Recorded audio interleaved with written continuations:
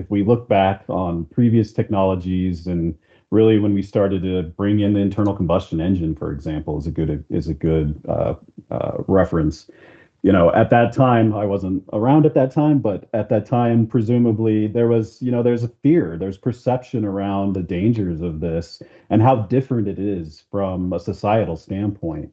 And, new companies coming in, there's some, probably some events that happened early on in the technology development that negatively contributed to public's perception. And so it requires that education and it requires diligence from an engineering standpoint, and then it just requires time to build that trust and basically make people comfortable with the products and the integrated safety that comes with those products, right? So a good example is what I mentioned, all those hazards that are in your home, right? We don't directly interface with electricity very often, right? Because we have those safety elements that are in place.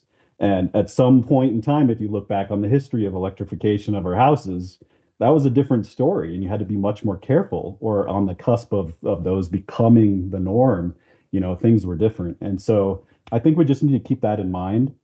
We need to educate as quickly as possible. We need to innovate as quickly as possible, and we need to be great engineers is what we really need to do. And we continue to push that forward. I think we'll get there.